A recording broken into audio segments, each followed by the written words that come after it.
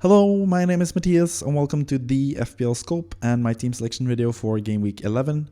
But before we take a look at my Game Week 11 team, let's take a look back at what happened in Game Week 10, where I, for the third week in a row, I think, had a slight green arrow, which is big news for me, to be honest, because I haven't used my wildcard yet, but I know a lot of other people have used their wildcard in Game Week 8 or Game Week 10.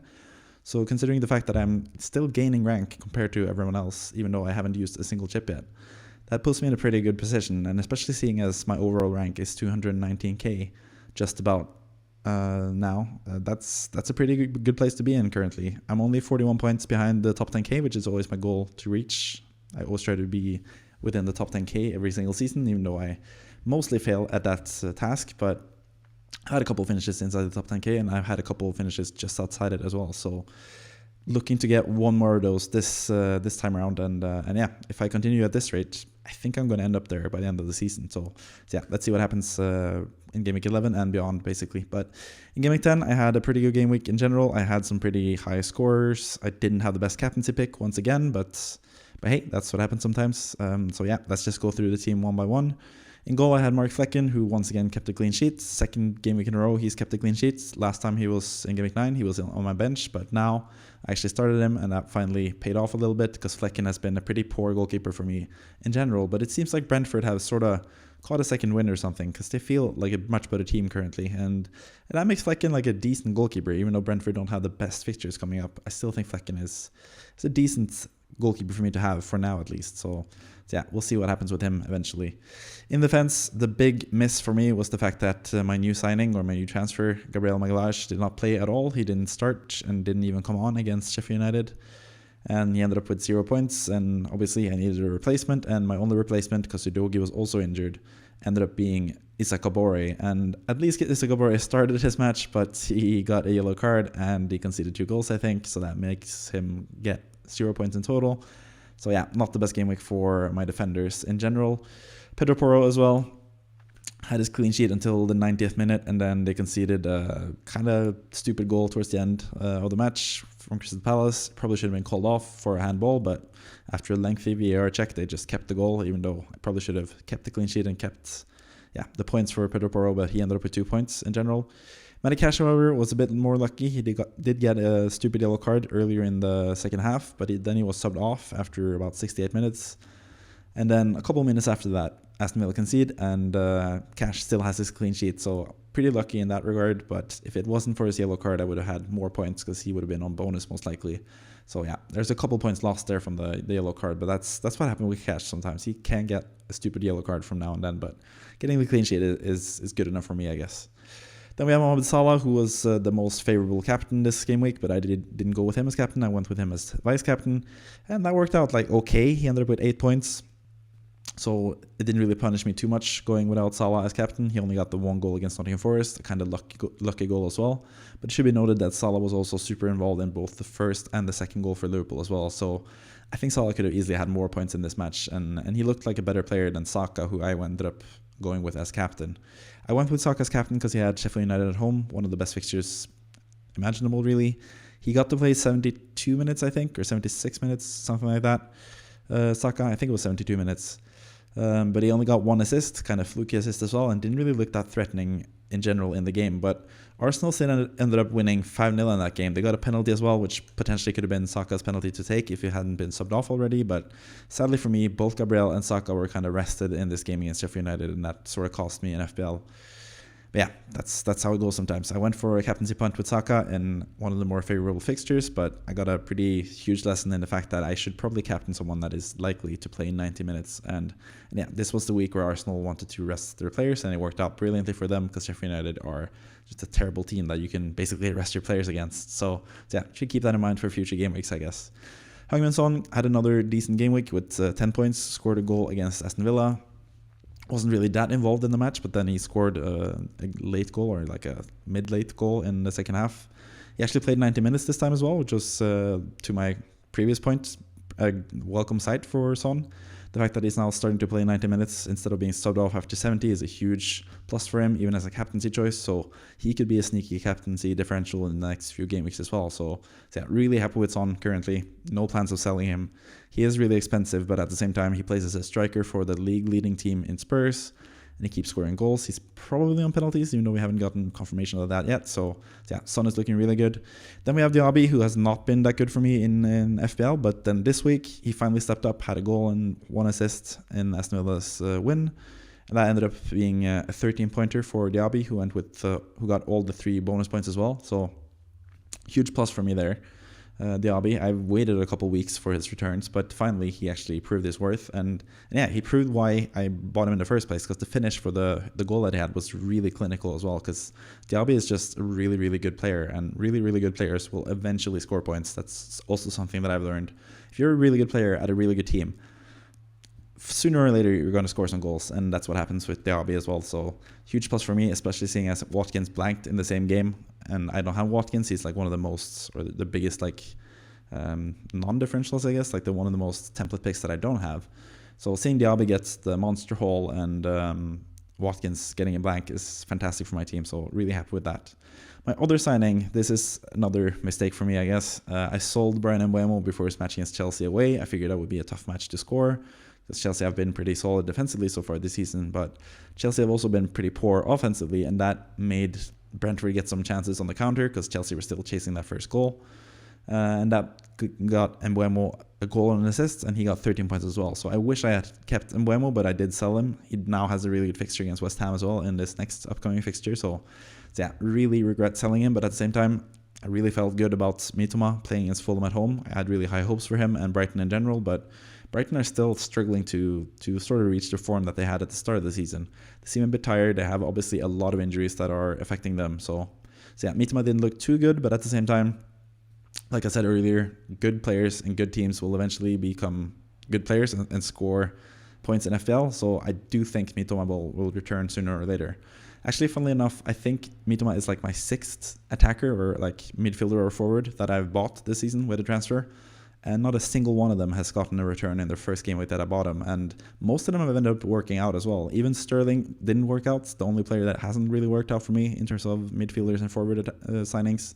He actually got a monster hold the game week I sold him. So if I'd kept a bit more faith in him, I would have had a lot of points from him as well. So yeah, in general, Diaby is the latest one. He is another player that blanked in his first 2 game weeks. And then he had a pretty huge score in the 3rd game week and ended up being a good signing for me. So most of my transfers have been sort of like slow burns. They haven't really gotten off the right foot straight away, but they have returned points sooner or later. So yeah, same thing with Alvarez as well, who's my 2nd attacker next to Haaland.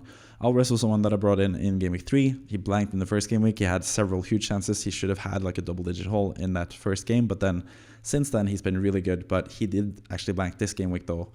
But that wasn't that surprising, because yeah, that's going to happen sometimes to Alvarez. He's not like a super striker like Haaland is. So sometimes he's going to blank, but Alvarez has been a really good player for me in general, and I'm really happy with him as well. Don't really feel the need to sell him, but I might potentially sell him next week. Not this week, but next game week, in game week 12, because there is a different player that I'm going to talk about pretty soon as well in my future plans. Then we have Haaland, who scored 2 goals and had an assist against Man United. Just once again proves that Man United is not a tough match. I know a lot of people sold Salah last season when Liverpool faced Man United. They beat Man United 7-0. We all remember Man City beating Man United 6-3 last season, and then now as well, they just completely destroyed them, especially in the second half. And Haaland being amongst the goals once again. So yeah, Haaland was the best captain's option this week after last week where I had Haaland as captain and he didn't get that many points, and Salah was the main guy that you should have captained. This time around, it was sort of the opposite, even though I went with Saka as captain instead. But yeah, so captaincy has not been the best for me lately, but at the same time, I still have managed to get some points, even when both Udogie and Gabriel have been out with injury, and me getting Kabore off the bench. I wish that was different. I wish I brought in Tsimikas. He has been basically the player that I've wanted for the past like 2 or 3 weeks, but at the same time, haven't been completely sure about. First, it was Botman that I sold this week to get Gabriel. In game week 9, I actually kept Botman because there was a slight chance that he was going to play. At least that's what we expected because of Eddie Howe's comments, but you can never trust Eddie Howe. So yeah, I ended up going with Gabriel this week instead because I felt like he had a better fixture with Sheffield United at home. But yeah, I really should have gone with Tsimikas either in game week 9 or in game week 10. And yeah, maybe it's time to rectify that. So let's go to my current plans. Yeah, these are my game week 11 plans, and as you can see, my plans are pretty much to get in Tsimikas. I think that's what I'm going to do, either Udogie or Pedro Porro. I still haven't decided which Spurs defender I should sell. It obviously depends on Udogie's injury status, because apparently there might be some more issues with Udogie. He might be out for a little longer. And seeing as my defense is already pretty poor, I mean, I could potentially just do Pedro Porro to Pedro Porro to Tsimikas and then start both Gabriel and Tsimikas next to Cash. That is a potential option that I have. But that's sort of why because I don't feel that good about Gabriel against Newcastle, but at the same time, I have predicted a 0-0 in that match, so maybe I should just start Gabriel and sell Pedro Porro just to have that more value, because I did buy Udogie for game week 1, so I had him since he was 4.5. I mean, so I do have a lot of value tied into Udogie, and with that value, I do think Pedro Porro is the slightly better pick for the same price, but with the price difference that I have and the money that I can earn from selling Pedro Porro compared to what I can earn from selling Udogie, I'm sort of leaning towards selling Pedro Porro, but it also depends if Udogie is like long-term injured, or like if it's worse than we thought, then he's definitely the one that I have to sell. And luckily, I have the exact funds to do Udogie to Tsimikas still, and it doesn't seem like Tsimikas is going to go up in price before the next game week anyway. So yeah, I think I'm going to do either one of those transfers, but I have a third option as well, and that is going from Pedro Porro to Charlie Taylor from Burnley. They have a pretty easy match against Crystal Palace, but that might also be a more tougher match now because Eberechi Eze is back apparently in the squad for Crystal Palace. So that was sort of like my transfer thinking before the Eze news. But at the same time, it would not be because I think Taylor is like a great defender or like a great FPL points getter in any way. It's more the fact that I would save the money, which would make me able to sell Archer and get a striker upgrade next week. That striker is one that I was talking about earlier, and it is Eddie Nketiah. I am pretty tempted to get him in for Game Week 12, not for Game Week 11, because I don't think Newcastle away is a good fixture for him. And that week also gives me more time to see if Gabriel Jesus is out for a while or if he's going to be back pretty soon. Because if Jesus is out until like Game Week 14 or 15, I think I can do with like a 2 or 3 week punt on Nketiah. But that it would be for Game Week 11. But the way I could fund that for Archer, because potentially I'd want to keep Alvarez because I really like Alvarez. But yeah, if I want to have Nketiah on top of Alvarez, then selling Pedro Porro to get Taylor would give me enough money to go from Archer to Nketiah next game week. So that might be something that I do. But at the same time, it might be time to sell Alvarez as well. They're going to get a blank at some point. They do have some tougher fixtures now, Man City as well. So maybe it's time to sell Alvarez in Game Week 12 as well. So yeah, there are a lot of things on my mind for Game Week 12, and that obviously affects how I do or what I do in Game Week 11. I do also have the goalkeeper issue because from Game Week 12 onwards, both Flecken and Turner have pretty poor games, or Turner might have lost his place by then, and Flecken has pretty poor games. So goalkeeper transfers is also something that I might consider. And at the same time, I also want some money in the bank to do Diaby to Bowen in Game Week 13, because I really want to have Bowen in for Game Week 13 away against Burnley. I feel like that is the best captaincy option that game week. So I'm going to look to get Bowen in for Diaby, who has tougher fixtures from Game Week 13 onwards. And for that, I need to save some money as well. So I think ideally Udogie is like confirmed fit for the Spurs match, and I can sell Pedro Porro to Tsimikas, and then I have enough money to do like a pretty easy double move in Game Week 13 to get Bowen in for Diaby. So those are basically my short-term plans in FPL. And my long-term plans, I still plan on using my wildcard in Game Week 19 to take full advantage of the double game week in Game Week 20, most likely. It still isn't confirmed, but it is like pretty much confirmed that Game Week 20 is going to be a double game week. And Game Week 18 is obviously a blank game week for Man City and Brentford. That is confirmed.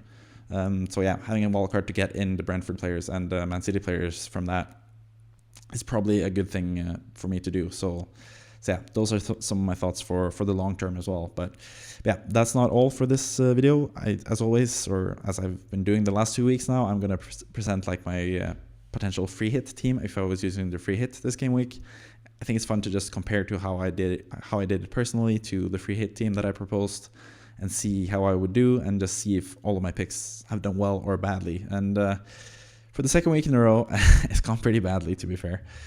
So this was my free hit draft for Game Week 10, and as you can see, I ended up with 59 points, which is obviously a couple points less. It's 17 points less than my actual team got. So once again, that was also the case in Game Week 9. My own team actually scored better than my free hit team. So I think that's the lesson. Like, I think the free hit should be used to like maximize the game weeks before and after the free hit, not necessarily that game week in particular, because picking players for one game week is really tough because it is a lot of variance. It is a lot of like happenstance and stuff. Even if you pick the players with the best matches, sometimes it just doesn't work out. So I think the free hit is better used for game weeks where you can make it as like have it as like a bridge. So for example, those of you guys who have already wildcarded, you could potentially use the free hit in game week 18 where you have the blank game week for Brentford and Man City, and then load up on Brentford and Man City players before that, because Brentford and Man City have really good fixtures before game week 18, and they have pretty good, they have the double game week obviously in game week 20 as well, which is really good for Man City because they have some really good matches there. Brentford obviously face Man City in game week 20, but yeah, I think Brentford assets and Man City assets are good to have both before and after game week 18. So for me, if I didn't have my wildcard still, I probably would look into using the free hit in game week 18. Potentially, because apparently the free hits should not be as valuable will not be as valuable this season as it has been in seasons prior, because apparently there are not that many blank and double game weeks compared to the last few years. So yeah, those are just my general thoughts on the free hit in general. And yeah, part of it is because I've done pretty poorly with these free hit drafts the last 2 weeks. Hopefully I can rectify that for game week 11 and have a really good game week 11 draft for you. That's what I'm going to show you next. But this is pretty much my guess for game week 10, or my team for game week 10. Obviously, I had Gabriel starting in this team, and he ended up with 0 points, not the 2 points that you see there. Yeah, Gabriel ended up with 0 points because he didn't start, but that actually gave room for Tsimikas, who was on my bench for this free hit draft. So that was actually one of the good things that happened with this draft. But yeah, I've talked about Pedro Porro already and Cash already with my own team. Sakatson and Salah were also players that I had in my own team, and Mitoma, to be fair. Had quite a few players I had quite a few of these players in my own team, but yeah, most of them didn't work out really, especially the favorite differentials I had. I think this is the second game week in a row where my 3 favorite differentials actually blanked. So yeah, like I said, it's really hard to predict which differentials are going to be really good in any particular game week, and the proof is pretty much there for me. But I wish I had gone with Ferguson as my favorite differential, because he did actually end up with 8 points. He's my first player on the bench, so 8 points is much better than Tsimikas 2. Solanke has been just pretty disappointing in general for Bournemouth. I mean, Bournemouth even beat Burnley 2-1, but Solanke didn't get a single goal as well. So yeah, pretty poor pick for me, I guess, picking someone from Bournemouth. I probably won't do that again. But yeah, in general, not that happy with the team. Most of the players that scored points were players that I had or should have had in my own team personally as well. So yeah, I'm glad I didn't use the free hit at least in Game Week 10, because yeah, that would have been really bad. So yeah, let's just try to forget about Game Week 10 free hit and look forward to Game Week 11 and see if I can do better in Game Week 11. So this is basically my proposal for Game Week 11, and I think the triple up on both Man City against Bournemouth at home and Liverpool against Luton away is essential if you're free hitting this game week. So yeah, for me, there's a pretty clear triple up for Liverpool with Tsimikas, Salah and Darwin. Seems like a really good triple. Darwin is my favorite differential this week because yeah, I think Darwin is the starting striker for Liverpool. He has really good underlying stats. He has a pretty good conversion rate as well this season, and in general, he is a much better finisher than he showed last season. So I think Darwin is like one of the players that I'm the most upset about missing out on this game week. So I definitely think Darwin should be in your team.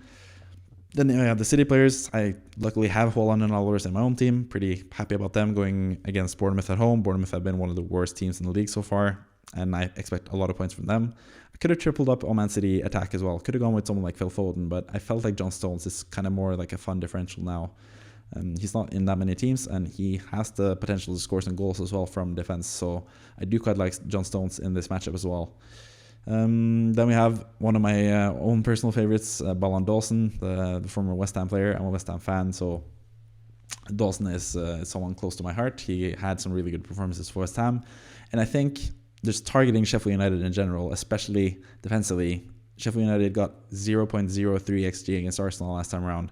They're really poor in terms of attacking, and also they can concede some set-piece goals, and that's where Dawson is really good. So I think Dawson is actually a really fun differential this game week. Could potentially score a goal, could potentially get a clean sheet, most likely could get a clean sheet actually. So I actually doubled up on Wolves' defense with Jose Sa in goal as well, alongside Dawson. I did have Hwang Hee-chan as like an option for the longest time in this free hit draft as well. But seeing as Neto is out, I'm not 100% sure about Wolves going forward, but Hwang is still also a really good option. But I actually gone with Eberechi Eze instead, because if he is back fit to play and he plays against Burnley away, which is like one of the best fixtures to have in FPL this time around, then he would be a fantastic differential pick as well. So I really like Eze. The other differential pick I really like is Brandon Buemo, who is the player that I did have and sold last game week in game week 10, which is super annoying because I feel like he's going to score against West Ham. And that's sort of, I guess, why I picked him as one of my favorite differentials, because it hasn't worked out with the favorite differentials so far. So hopefully I can be able to jinx Mbuemo so he doesn't score against West Ham. But I am expecting Brentford to run away with it against West Ham.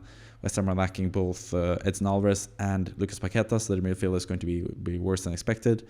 And at the same time, Brentford, for some reason, just know how to beat West Ham and basically win every time they face West Ham. So I think Mbuemo is in for a really good game week as well. Salah and Son, yeah, I mentioned Salah earlier. He's pretty much a lock with Luton. He's my vice captain behind Haaland, who I still think is the best captaincy option this week. Son, again, I just think he's pretty much essential for any team, whether it's free hit or if it's your regular team or if it's wildcard or whatever. I feel like Son is someone that can score in any game. He's proven that so far this season. And Chelsea at home, I think that's a game where Spurs and Son can score as well. So that's pretty much the starting 11. When it comes to the bench, I have some faith as well in Everton. I feel like they are on an upward trajectory as well, Everton.